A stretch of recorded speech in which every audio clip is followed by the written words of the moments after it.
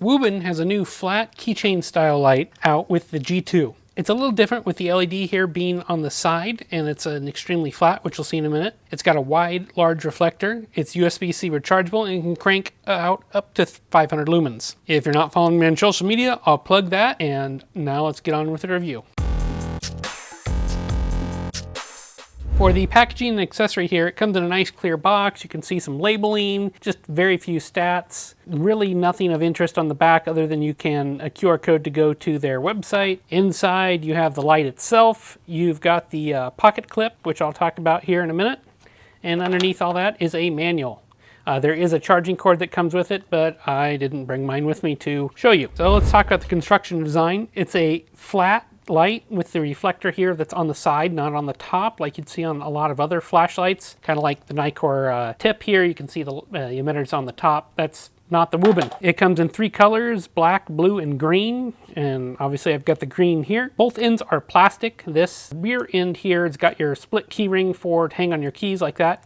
It twists to come off, and then on the back side here you have a magnet, and it's a fairly strong magnet. It holds the light no problem, but you do have to take off this I'm not sure what to even call this, but it's a cam lock system kind of. It goes on here and twists on, and it's a little bit tricky to do. I suppose that's a good thing because hopefully it won't come off, but at the same time, yeah, maybe not. I do like this. You can remove it in case you don't want that split ring, make it even smaller. We'll talk about the clip here in a minute. Inside the middle here, the emitter, it's a P9 LED with a TIR optic. These side cutouts are where the clip holds on to. You got minimal markings here, serial number, and just your standard export markings. Wuben G2. At the top, you've got the switch, which is here. It sits flush, not a big deal. Then you've got the USB port here. It's covered with just it's just a flap. It's very thin and doesn't seal down really. It just fits in there. That's something that I think they could improve on future models, and we'll talk more about that in a minute. Size of retention here, it's 2.3 inches by 1 inch, 0.36 inches thick. Without a clip. Weight is 1 ounce without that clip. There's no water or dust rating officially for the light. With that flap, I think it would probably struggle to meet standards, and that might be why they're not using it. Here's a couple competitors here.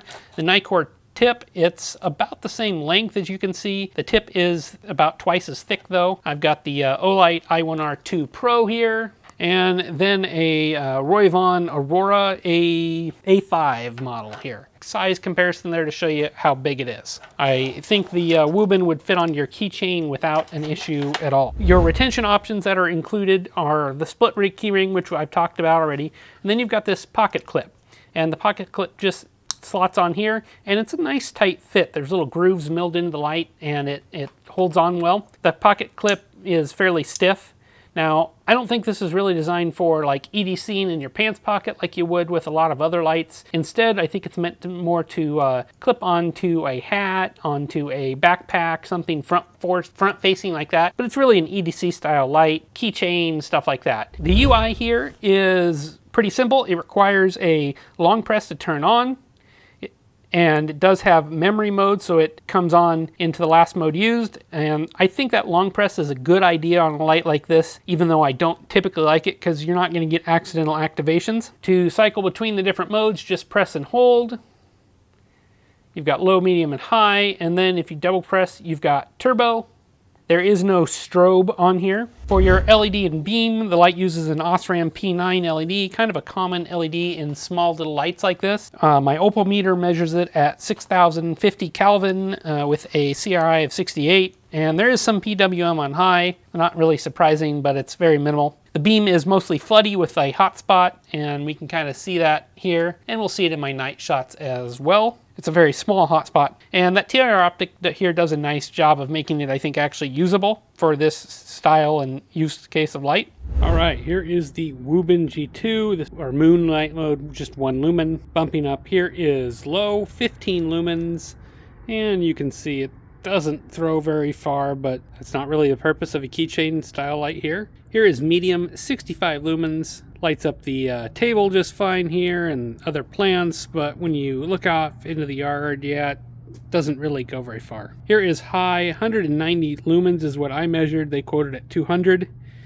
And yeah, you can see the ground, not too bad. It is pretty cool white, about 6,000 Kelvin.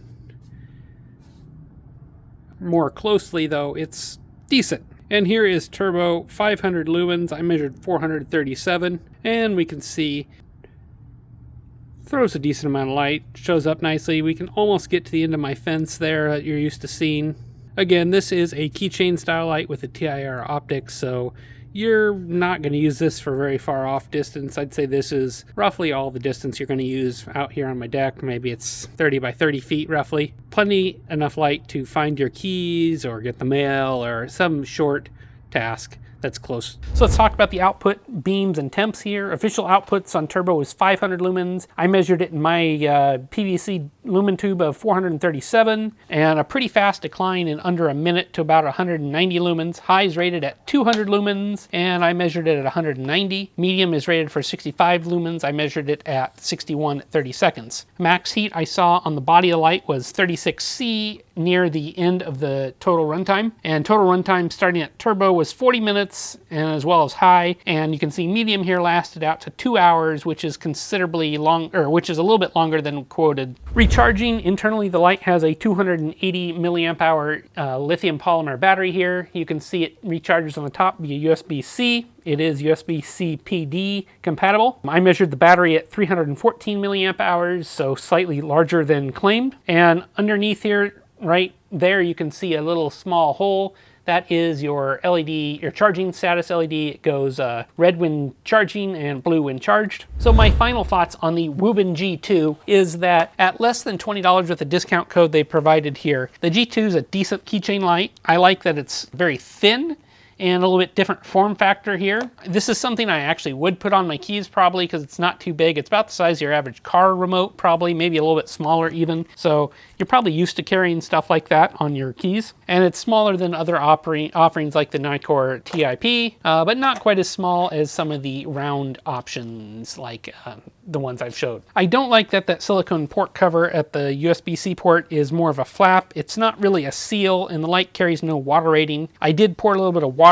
over it in the sink and it was okay, but I don't think it'd survive a full submersion or a lot of water for a long time. If it's a keychain light, hopefully this isn't going to be much of an issue. Most people don't submerge their keys, and you know, I think it's a 50-50 chance if it survive a drop in a puddle. Hopefully they can come up with a better cover in future versions. I like that it has a really broad beam, but with a small hot center makes it a pretty useful beam thanks to that TIR optic. It works for close range tasks like it's designed to pretty well. The cool white LED here isn't my favorite, but it works just fine. And overall, this is a decent keychain light. So let me know what you think in the comments below on the Wuben G2. These have been out for a little while. Do you maybe have one? If so, I'd love to hear your thoughts about it too. As always, I appreciate you guys liking these videos, subscribing to the channel, and I will catch you on the next review. Thanks for watching.